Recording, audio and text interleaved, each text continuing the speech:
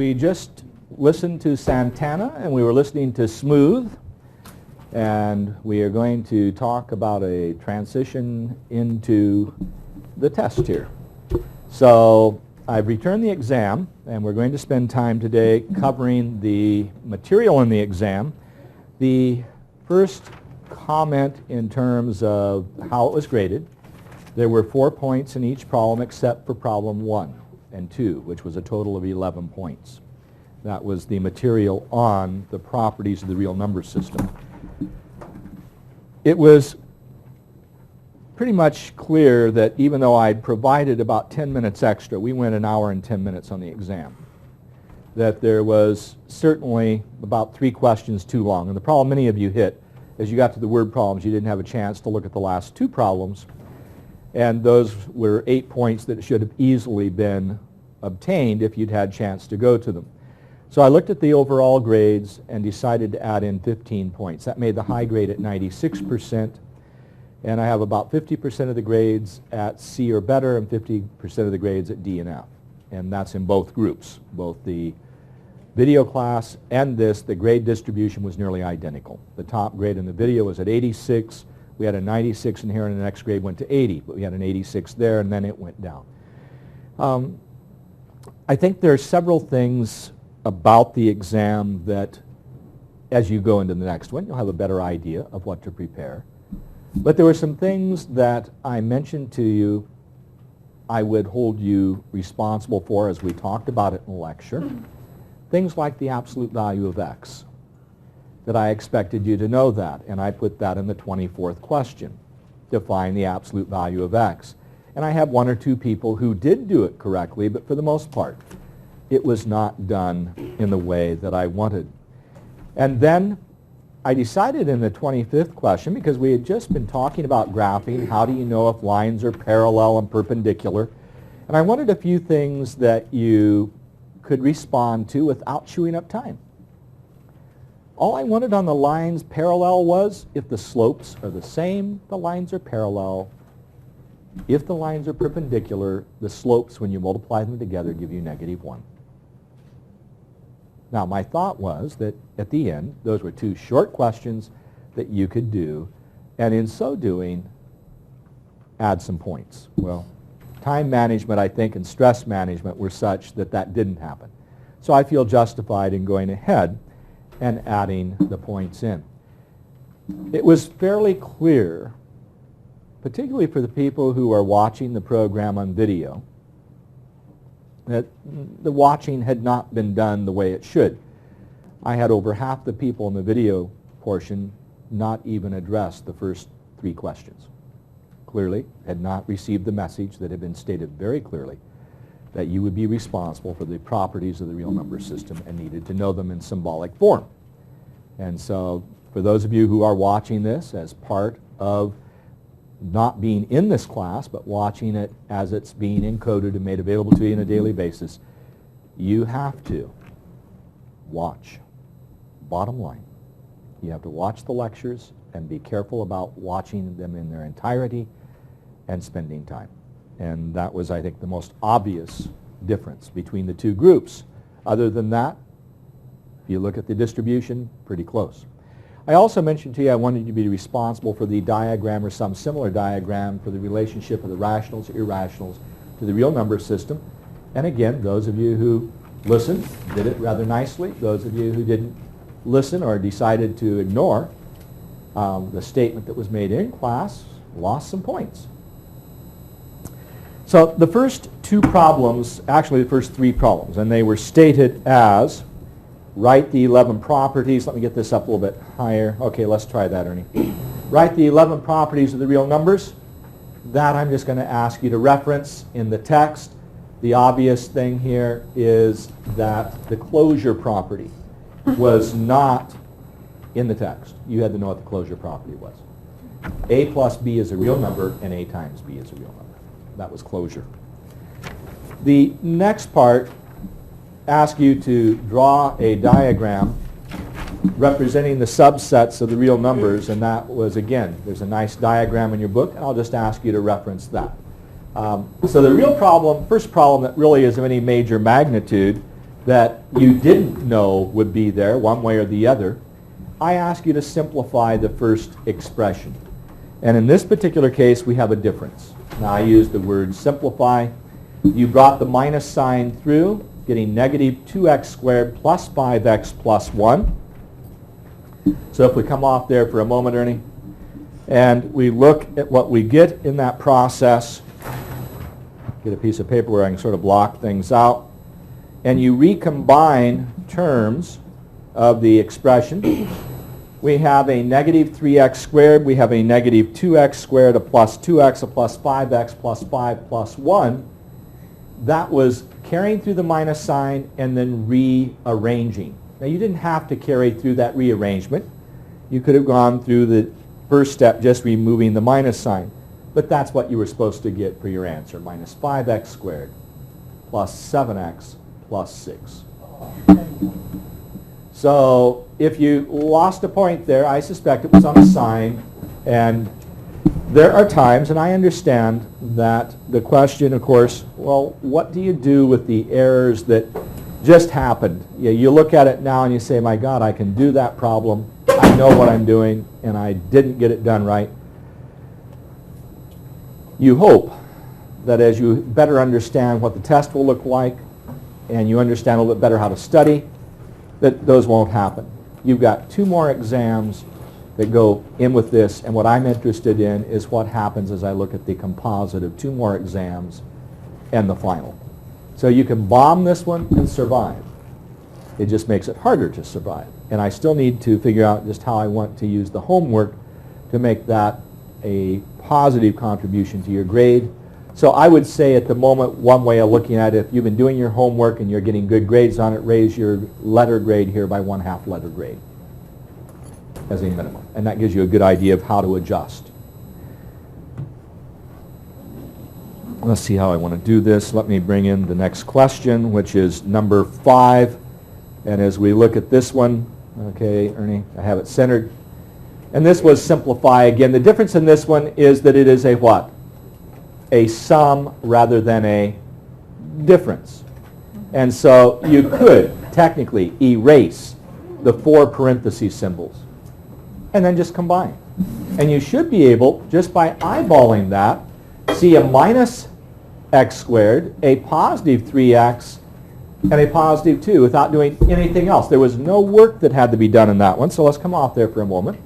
And so your solution, when you look at it, as we come back to it now, at minus x squared plus 3x plus 2 is just a matter of eliminating the parentheses. I showed the rearrangement there. Sorry about that. Let's come off there for just a minute early. Let me bring that up so people can see the full rearrangement. There we go. So I actually rearranged to show you what could be done, but that certainly wasn't necessary. You needed in this problem very little as an intermediate step just to go to the answer. So we can come off that one.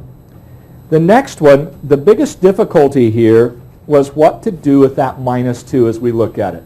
You were to substitute minus 2 for x. The key is what you do in the parentheses. So as we come off there for number 6, and let me see if I can get, I think I've got that strung out about as much as I can do there. Notice the minus 2 is to the 3rd power in that first term. Then the minus 2 is to the 2nd power here, and the key is this first part has to be negative because you have minus 2 to the 3rd, so that means a negative here because your minus 2 to the 2nd becomes a positive. This will become positive, and we have a positive here. So you're going to end up with 2 negative terms and 2 positive terms. So as we come off there for a moment and I slide this over so you can see the next step. Okay, Ernie? We have negative 16, negative 12, a positive 14, and that gives you a negative 14 for your total. The next problem is one I mentioned to you, and I think we actually did this problem in class on the board. I ask you to solve for little b.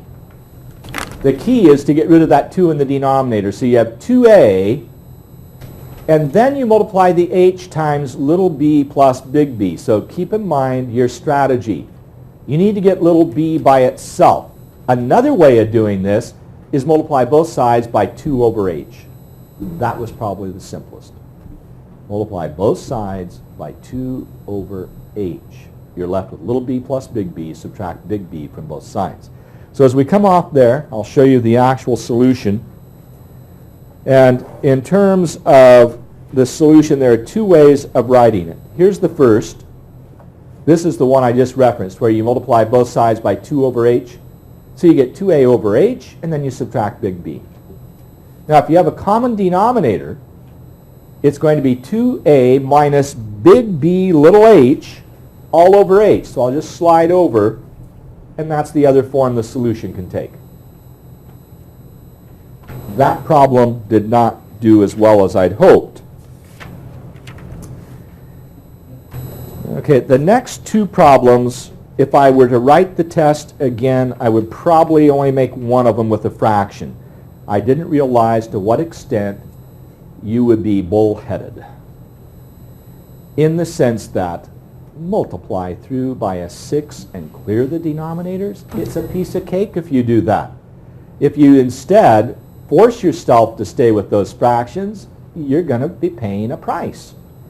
My intent was that it would not be hard if you multiply both sides by 6.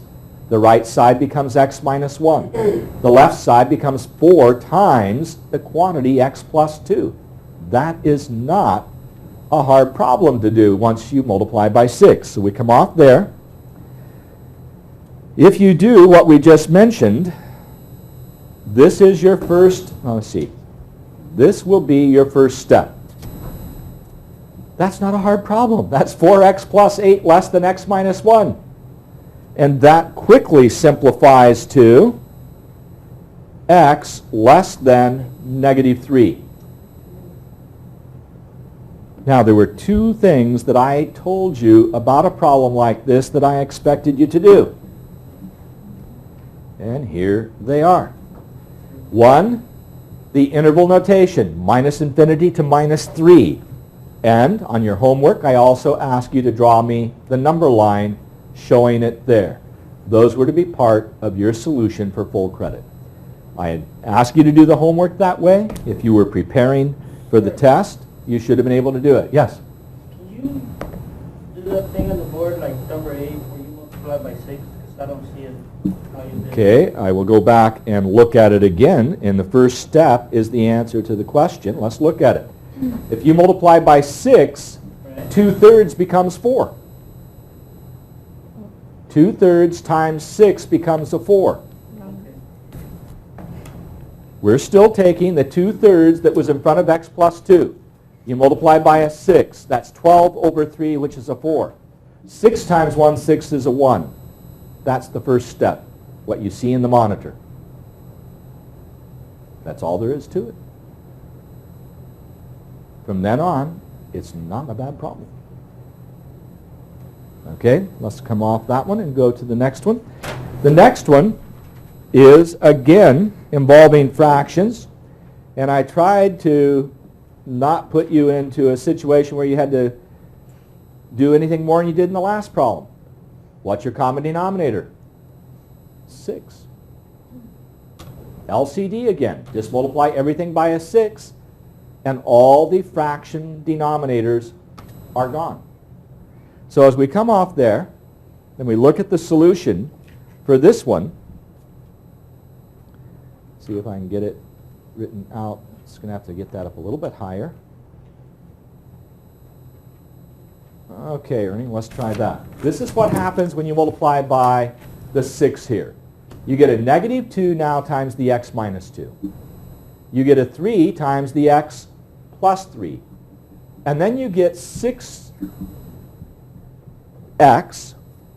plus 6 over 2, which is a 3. The minute you get to that, the difficulties are gone. But some of you worked with fractions with so much frustration that you never did get to the solution that should come out of this. And I need to find my place again in the problem. I guess a slide over here. Ultimately, you get down to let's see. No. Let's just go to here. Okay. You just get down to 5x equals 10 and x equals 2.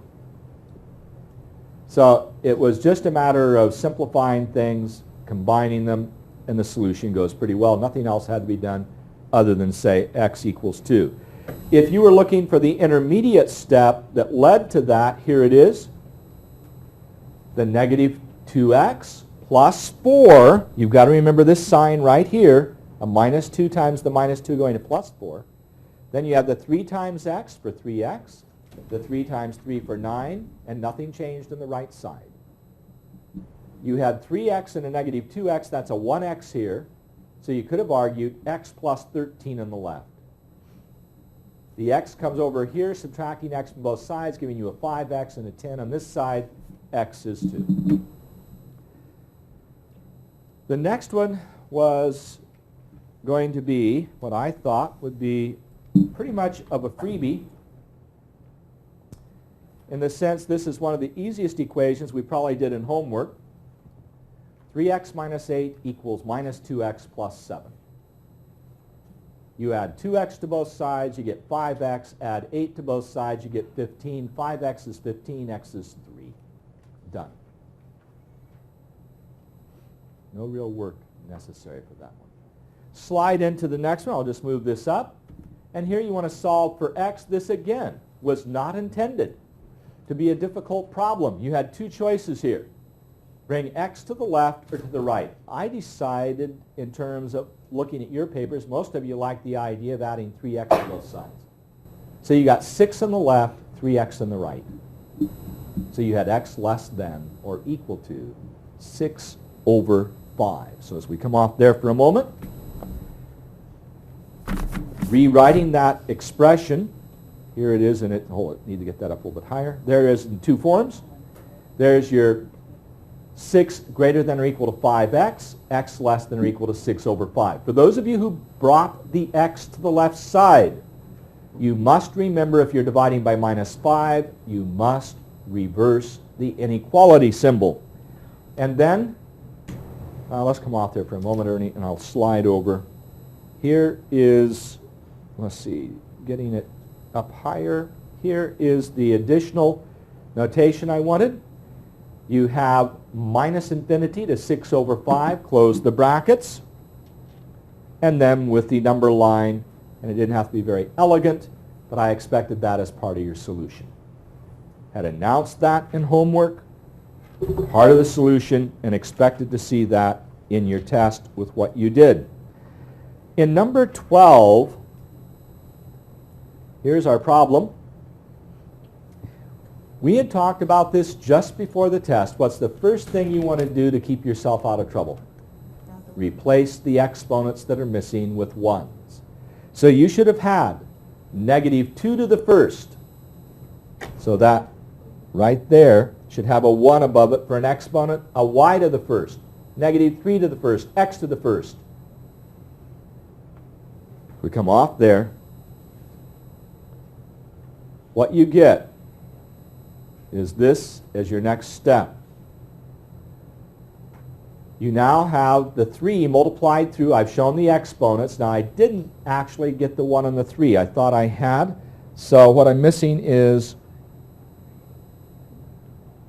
a 1 right there. But notice you have now negative 2 to the third, and that's going to be a negative because the exponent was a 3 outside the parentheses. So you have a negative 2 to the third, x to the ninth, y to the third. You have a positive 9, x to the second, y to the sixth. And then what I'll do is just bring that down. There is your simplification, negative 72, x to the 11th, y to the ninth. Now, as we come off that, the next question was just for you to tell me how to do something.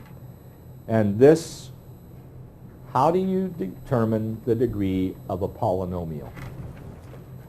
Now, what would have helped here is giving me some examples, but certainly you look at the degree of each term, and then take the highest degree term becomes the degree of the polynomial. What you should have mentioned is well, we had problems like x squared, y cubed. If you had x squared y cubed, you have to add the exponents on the variables to get a fifth degree term in that case. And what you tried to explain, for the most part, didn't cover it the way it should, and I was a little bit surprised at that. Now before we go to page 2, I'm hoping as you look at what you did and you see the way the solutions were done, that your reaction is you could have done a whole lot better. That the errors you're making, you knew better, you could do better, you could have easily seen 5 to 10 points that you would pick up. There may be 1 or 2 problems that you just wouldn't have done any differently. Probably the one most, well, serious judgment you made was on the fractions, not multiplying by the LCD. Carrying through those fractions, just a disaster. I made a lot of dumb mistakes, and I think that the test anxiety and Oh, yeah. short for time didn't give me time to go back and look over, you know. Well, So if you I don't made a have time lot to of go dumb back and look mistakes. over, the observation I've made is when you're in a test environment, if you have made a mistake, you tend to see the same thing a second time unless you completely go through the problem. And you aren't, I mean, one thing I can adjust is to where we have a little, you're going to have 20 problems on a test. There's no way getting around that. Oh, that's fine. Now 25, I may have to back off from that. I thought 25 would be reasonable. I'm not trying to whine. No, I understand, but I'm saying if you look at it, the observation that yes, you're under anxiety, you're under stress, they make very, well, it makes it difficult not to make very careless errors. You know better, you know what you're doing, but the question, how do you prepare for a test? Now I had one of the people in the video class stay after class and ask the question, what could I do differently about the way I prepared? And one of my observations would be practice the problems you thought you knew how to do well and actually do them. And that means doing 3 or 4 problems of each type until you really are comfortable and try to do it under a bit of pressure. Get a timer, set it for 2 minutes and give yourself 2 minutes per problem or 3 maximum. Now I gave you enough time in this test that you nearly had 3 minutes per problem. And you need to put yourself under that kind of pressure as you practice so that when you come to the test, you don't have that difficulty of the anxiety causes. You see a -3 and you see a -2 and for some reason you don't see -5. I mean, there's just little places here and there. That's important in this process, that you practice doing the problems, and that doesn't mean you just look at them. The other thing that certainly, and I'm going to make a comment now for the people doing the video portion, I asked those students to bring in their homework, and what was very clear, 2/3 of the people in that group had not done complete homework assignments. The homework assignment must be completed in total on a daily basis, and to do less than that, the preparation is not adequate. Now, when you come back and prepare for the test, you need to go through and select out of every assignment maybe 5 problems that you're going to go back and try again. There were roughly 15 assignments. That's 75 problems you should have spent time going through and making sure that you practiced those things. It does not work just to eyeball the problems. And again, the second test, you'll have a better idea of what I will be expecting and how you might approach it. I will have fewer problems in the second test than I did in this, but you can be pretty much assured you're going to have 20 problems. Whether I have 21, 22, it won't be more than 25, and it'll probably be at about 20. Let's go to the second page. Now, on the second page, I gave you, again, a problem about simplifying something. And let me get that tight again. Okay, there's your problem. Now to simplify something. And what happened here was, again, the missing ones. I wanted to focus just on a simplification. This was supposed to be a light problem. The x to the first needed to be put in there. -10 to the first needed to be put in there. And understand that you're taking the third power. All you could really do here is show the answer. That was it. And this problem was not done as well as I'd hoped. You had to multiply the exponents through, and that's where people lost it on this one. That should have been pretty much a slam dunk on that problem. Coming off there. Now the next one, I was surprised because I had talked about this in terms of what needed to be done. Let's try this, Ernie. I said solve for y. Folks, if nothing else, solve for y is pretty straightforward. Bring the 2x, add 2x to both sides, you get 3y equals 2x plus 5, and then divide by 3. 80% of the tests did not solve for y or even make an effort to solve for y. That's all you had to do for 2 points. Then you were to give the slope and the intercept. The slope is what? The coefficient of x, and the intercept was the number left over. I didn't ask you to graph with slope-intercept. I just asked you to solve for y. Here's what it should have been. The slope is 2/3, the intercept 5/3. Done. I had people graph this line. I had people try to get the slope after they graphed it and spend 3 times the amount of time that needed to be done in the problem. The message here, read the direction. Solve for y. We had stressed that in the formula area where you had ax plus by equals c. I thought of doing that problem. I said, no, I'll just give you something with numbers and then ask you to do it. And that problem should have been 1 minute at most, giving you all sorts of time for other problems. Again, looking at this one. 2 ordered pairs. Plot them. I didn't ask for a line between them. Just plot the points. -3, 5, 2, -3. And then I asked for what? The slope. And the operational equation that should have been written, I told you about this in homework. You write down y sub 2 minus y sub 1 over x sub 2 minus x sub 1. You write that formula, you show the substitutions, and let's come off just for a moment, Ernie, so I can slide that over, and here was your answer. That was straight out of the homework.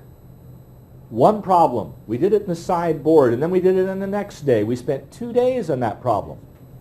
That should not have been a difficulty for you. I'm not going to go into actually plotting the points there. Now the next problem asks you to take 3 equations and plot them. And I wanted these on 3 different graphs. Let me just talk about them. A, as we look at it, y equals -3. It is a horizontal line going through the vertical axis at -3. Part B, vertical line through 5 at x. And the C part is a line going through the origin at 45 degrees. So as we come off there. The 3 graphs, and I just, for my key, and I apologize, I was doing this totally freehand with a pen. Let's see if I can find them. There's y equals -3, horizontal line through at -3, sliding over the vertical line at x equals 5, and here is y equals x. Now, I expected on the test that you use a straight edge, and credit card, ruler, something like that would have worked fine. Now, we got into some graphing problems. And again, for people who are doing these in the video group, one of my greatest concerns was a situation where what was being done was without drawing a line, getting ordered pairs, but not drawing a line. I asked the 2-intercept method here. 3x minus 2y equals 12. Let x equal 0, and I hope you can see y must be -6. 0 minus 6. When y is 0, I hope you can see, looking at the screen, x is 4. 2 pairs, that fast. As we come off there, what you were then asked to do is to plot those 2 points. Again, here is the set of pairs, or the 2 pairs of points, and the graph, the intercepts graphed, and the line drawn. That's all that it took. Coming off there. The next one was intended to be a little bit harder, and it was done with intent. See if I can get that so I'm getting a nice clean focus. Here's our equation. 2x plus 5y equals 18. Now this one was not so easy, but if y was 2 and x is 4, it works. 4, 2 was an ordered pair. Most of you went ahead and said let x equal 0, y had to be 18 over 5. 2 points, all that you really were obligated to graph that line. The other one, if you let y equal 0, and that's the one I chose. See if I can get that a little better and focused. There we go. I chose 9, 0. If x was 9, y is 0, I liked that one. And there's my graph with 2 points. At 4, 2, 9, 0. And that worked out very nicely. The next one was a surprise for me as to how much trouble it caused. Because we had covered this in the book recently. We had talked about it. I've spent more time on this than I really planned. That's a parabola. We've talked about this much more than I originally intended to. And you were to graph this parabola, minus x squared plus 3. And I ask you to use a table of values. So as we come off there, the table of values, I just tried to use an illustration of some of the various values you could try. Here is the list I had. 0, 3, 1, 2, negative 1, 2, 2, negative 1, minus 2, negative 1. You didn't need that many points. You needed just 3 of them. But I'll slide over, and that's your parabola. That's all you needed to do. I had people try to create a straight line out of that, and I did not understand what you were trying to do. But again, let's ask the question. You're looking at what we've done in class. And look at the amount of time I spend on ideas. The parabola was a big one. We talked about it. We graphed it. You have to anticipate the possibility of a question like that on the test. Practice it and be able to do it. And what I'm seeing is you didn't go back and look at your notes, look at the text, and say, here are the kinds of problems, can I do them, and practice them. However you prepared, you didn't have that kind of focus. Okay, now, there are places where I straight out told you what I would give you in the test, such as the real number properties, the problem about absolute value. I told you you'd have a mixture problem. I told you you'd have a motion problem. I suggested there was strong possibility you would have a problem about integers or numbers, and I gave those problems. So you've got to make little notes for yourself as you go along. What is something that I may be asked to do in the next exam? The next one is to find 2 consecutive odd integers. Okay, now that's the phrase. Find 2 consecutive odd integers, and of course there is a statement. Twice the larger is 15 more than the smaller. So twice the larger is 15 more than the smaller. That's written down. It's hard to see with what I have there on the screen. But let me come back to the problem. I just lost a microphone in the process. Here is a translation to that statement of what's written. And again, you would be expected to tell me, let x equal an integer. Now it's an odd integer, and you had consecutive odds. So x plus 2 is your next one. There's twice the larger is equal to 15 more than the smaller. That's your equation. You carry that through, and as I slide over, x is 11, so 11 and 13 are your 2 numbers. But what I expected to see, this kind of statement, let x equal the first odd integer, x plus 2 is the second integer, so that it's clear what you're using for the variable.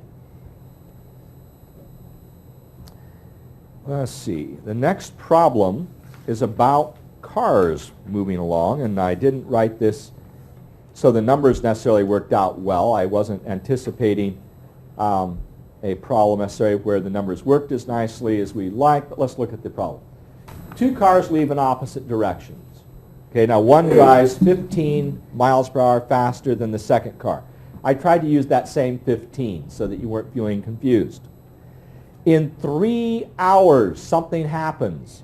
They're 245 miles apart, and then the speed of each car is what I want.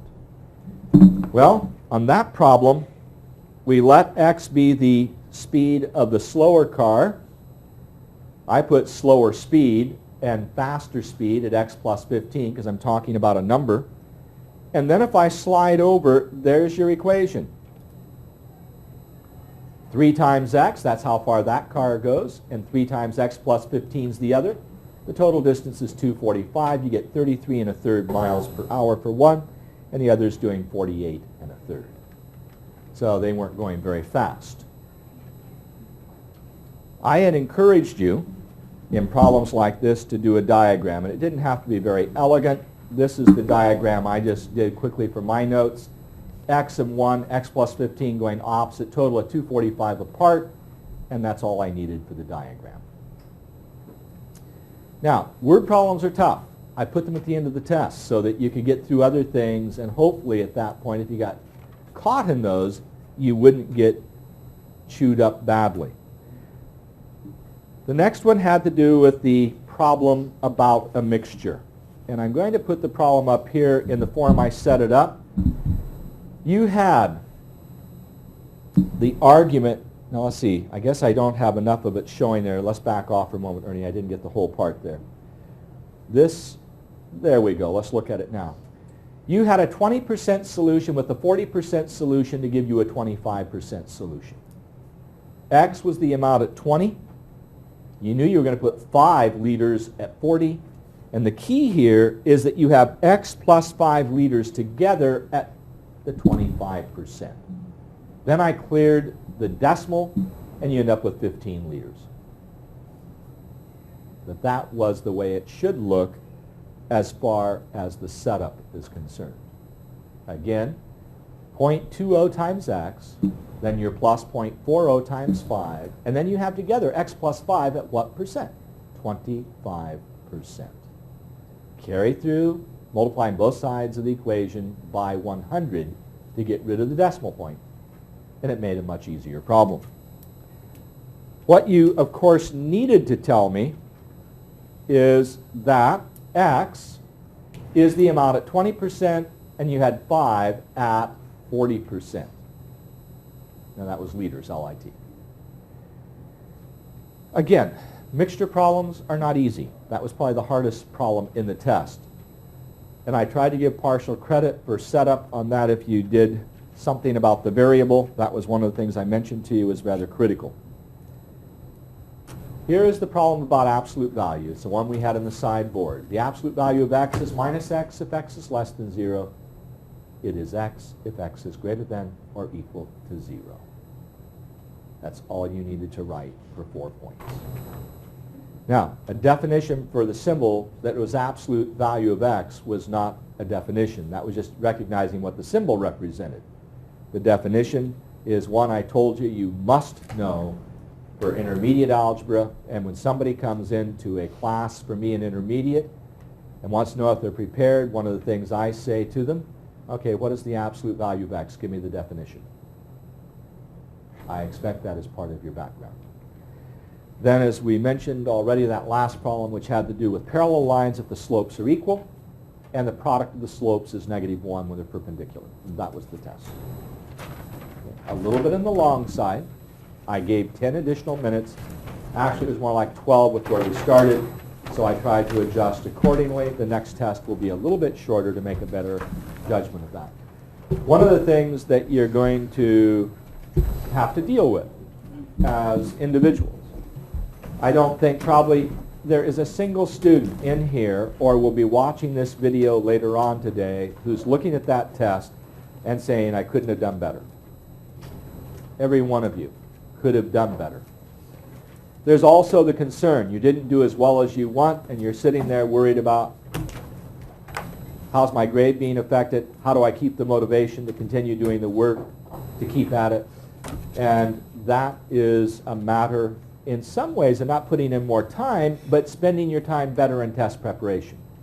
and getting together and giving each other a set of problems to do and spending the time making sure that you have, well, that you've done what you think you can do. Because the little careless errors, losing a sign here or there, I don't think there's a single person in the two groups who couldn't have picked up 10 points in the test rather easily. That's a letter grade. Now, the question was asked, how do the grades get determined? If you're in the 90 to 100 range, you have an A. 80 to 89 is a B. The 65 typically is a break. I try to make it the C, but I had so many grades at 63, 64, 65. I'd say if you had about 63 or higher, you're in the C range. Then 55 is the lowest D. If you're under 55, then you're hurting on this test. But notice, there's between a hurt and doing pretty darn well from 55 to 65 is just a 10-point swing. And if you have been doing your homework diligently and doing well on it, I think you can probably look at your test grade and just say, okay, I'll throw another five points on it, and where does that leave me? Because if I had to make a judgment, I would do that much. I would probably bring your grade up about a half grade. If you ended up in the 30 range, and I had people with 30 points on the test, then that says you're going to have to do something differently than you were doing to do well enough on the test to pull it off. And I'm not sure what that means on an individual basis. If you felt totally overwhelmed with the content in the test, that's one thing. If you say, I can do all those problems, it's just in a test environment I fall apart and don't do well, then the question is, how can you adjust that? How can you pick up speed and do better on the next exam? The key here is practice. Now, what's a reasonable amount of time to prepare for a test, assuming you've done a couple hours a day in homework? I think if you're going to sit down and take something like 15 sections of problems and at least do 3 or 4 out of each section at 60 problems, at say 3 or 4 minutes each, by the time you do the problem and check, you're talking right at 4 hours just going through problems in preparation for the test. If you argue, hey, I've been doing okay, I've been doing my homework, I'm ready for this test, no, that doesn't make it. Never has in math classes. Just to say you're doing your homework and you don't study for the test, that's not going to make it. So if you put in like 4 hours preparing for the test and you still did badly and you want to come in and talk about it, office hours 1 to 2:30 today, and Wednesday and Friday. I do have a meeting at 2:30 today that I have to go to, so it'll be a little bit before 2:30 that I have to close up. But the key here, if you need to talk about it, we'll do so. Now, I had a request for 2 problems from the homework that you had due today, and that was number 48 and 50 from page 245, well, actually 247, but in that general area. And these problems, I'm going to look at 48 in particular here in just a moment. Okay, Ernie, let's cut to the book. 48, you have a binomial times a trinomial times a monomial. And the question, how do you do a problem like that? So let's leave that on the screen for a moment while I write it down. This is page 247, number 48. And in number 48, you're taking 5k squared. I again need it up there, Ernie. Thank you. Times k squared minus k plus 4. And then I have a k cubed minus 3. I was looking off the monitor. Thank you. Now, this is my problem. I am inclined typically to multiply the second 2 together first, because this is just going to complicate the look of the expression. So I'm going to be inclined to do this, and you may feel that you want to do something like this. I think, let's go back to the problem. I'm not comfortable with that. Okay, it is just k. Thank you. I was looking to see if there was an x with that k. Now you can put it like this to do a multiplication, and I probably shouldn't put that symbol out there, just put multiply. I don't want to throw another x into this. But you can do it much as you did a typical long multiplication in arithmetic, where you take the k cubed times the x squared, and so you say you have k to the third, x to the second, minus k to the fourth plus 4k cubed. Then I come back here and look at the negative 3. So now I have a negative 3x squared. I'll put that with the x squared term. Negative 3k, which I don't have any place I can put that. Put that down here, and then that should be a positive 3k and a negative 12. Trying to line things up adequately here is a little bit dicey. There's no x in the... Now, where did I put an x that I shouldn't have? Should be a k squared. I have k Oh, cubed the x very squared. beginning. Yeah, very beginning. It's k squared. It's k squared. Okay, back to the original problem. That's why you weren't comfortable with that. K squared rather than x. That's what is not happening. Okay, I was wanting to see a k or an x there. Okay, let's see what that's going to do. That's going to mess up this part, so let's see what we have. I'm going to have k cubed times, and that's going to have to be k squared. Now, that should make things look a little bit better. K to the 5th minus k to the 4th plus 4k cubed. Now, this is starting to line up. Minus 3k squared, so much for lining up. Minus 3k squared, then minus 3k plus 3k minus 12, nothing lines up, but it does look better. So I have a polynomial. So this whole part up here, let me just write it. So I'm going to have 5k squared times k to the 5th minus k to the 4th plus 4k cubed minus 3k squared plus 3k minus 12. There's nothing nice about that. Nothing combined. So now I'm going to have to take that, what? 5k squared and distribute it. So we're going to have to raise the camera angle just a little bit to the edge of the board, Ernie. Thank you. So I'm going to have 5k to the 7th minus 5k to the 6th plus 20k to the 3rd. Fifth. Didn't see the exponent all the way over there. They should be stepping down. Then, what? Minus 15 K to k to the the 4th. third. I'm so close to the board, it's hard to scan back. Then what? 15 Plus k to plus 15 k to the third. 3rd, then minus all the way back there 60 k squared. Right. Boy, that's one hellacious 5 polynomial. times 12. Somebody asked why 60. Do I have 60? Yeah. 5 times 12 is negative 60. Yes. So you want us to arrange these in descending order by the Yes. exponents? Yes, you should at the Might end. not fall into That would be the what we call standard form. So your polynomial descending exponents, even though it's k rather than x. Other question? Okay. Now I'm not going to go back and do number 50 also. It's the same nonsense.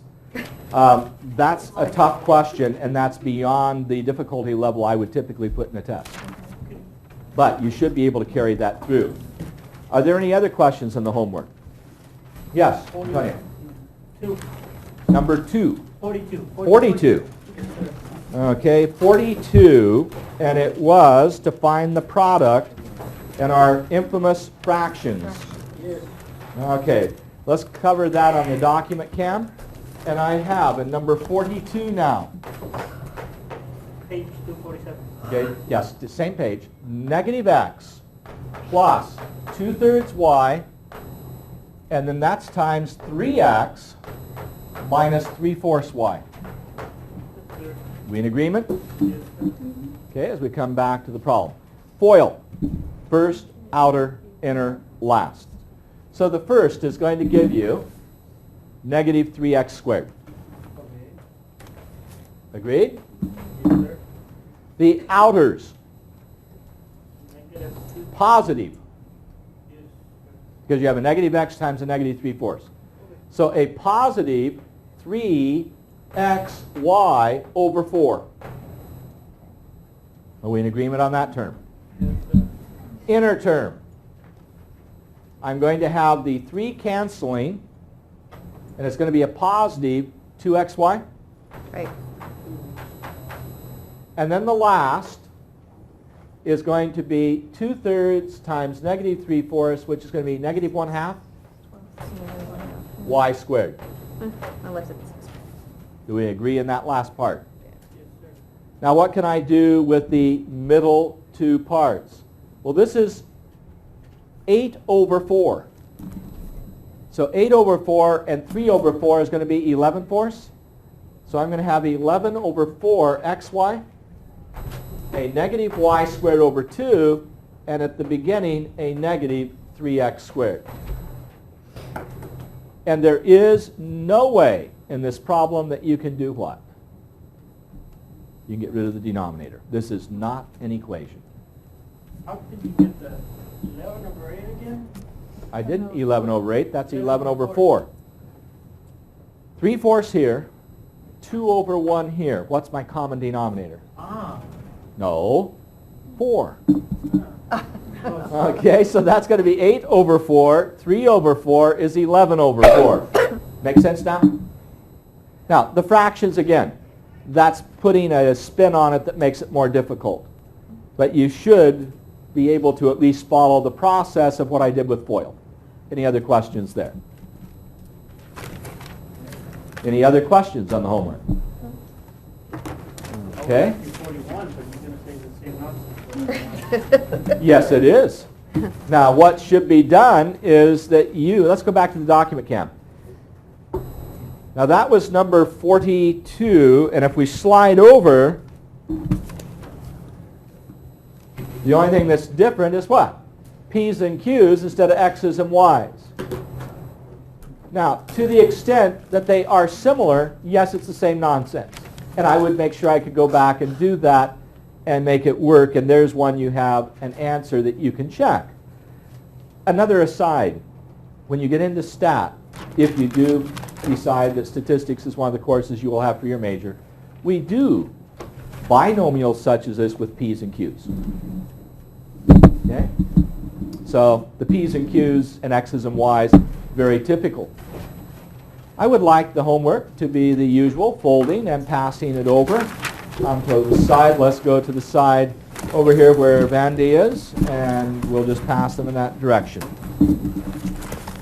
What's new about the next set of problems?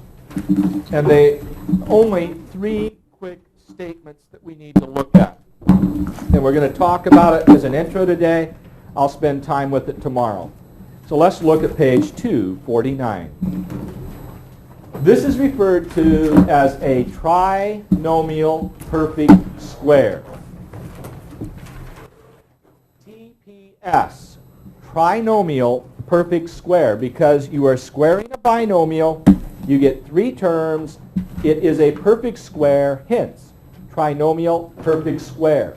Note the pattern. Take your x plus y. You square the first, square the last. Double the product. Square the first, square the last, double the product. Isn't that what you see? Square the first, square the last, double the product, which this time is a negative. And that would be close. Trinomial perfect square when you square a binomial. It's a pattern. That's what you want to focus on tonight, and make sure you at least have that verbalized. Coming off there for a moment. At the bottom of the page, there's even another one that's in some ways more infamous and easier. As we cut to the cam. Now notice I have a sum and a difference. The same letters. X plus y, x minus y. The shortcut, the difference of squares. You get x to the second minus y to the second. Will you look at your outers and inners? Your outers, negative xy, your inners, xy. They cancel. 3 special products. They must be memorized. Have to be. And then the goal is to do a few hundred of them. Unfortunately, all we have is about 30 of them. The assignment's not long enough. There is a little more of a wrinkle I'm going to address. We'll come back and look at this tomorrow, but these are neat. The question, talking about your P's and your Q's, let's look at this one, number 48. Something to the 3rd power What do you do with something like that? So it's going to be something like x plus y to the third. Here it's p plus 3 to the third. But it brings up an obvious question. You can have x plus y to the second. We know how that, we just saw what's done there. Square the first, square the last, double the product. What if you have x plus y quantity to the third? Or x plus y quantity to the fourth? Or x plus y quantity to the fifth? You just add them up? Not the- Well, you could do it the hard way and do a lot of multiplications, or there's a pattern. And that pattern is involved with a binomial expansion. We'll look at in particular, the x plus y to the third, because it's a neat little pattern that you'll learn about later again. But that's what we will extend just a little bit, and for a hint, it's called Pascal's triangle or the Chinese triangle. It'll be done a lot more in 90, but it's a nice little pattern that's nice to look at. For homework, I want you to, there's not a formal assignment. I have not spent enough time to, I believe, give you a formal assignment. What I will be assigning is most of the odd problems in this set tomorrow. So if you want to look ahead, you can go ahead and spend some time getting some idea of what will be done. Ernie, we started with Santana. We're closing with Santana. What was your choice? Wishing it was. Wishing it was the weekend still. Have a pleasant day. We'll see you tomorrow.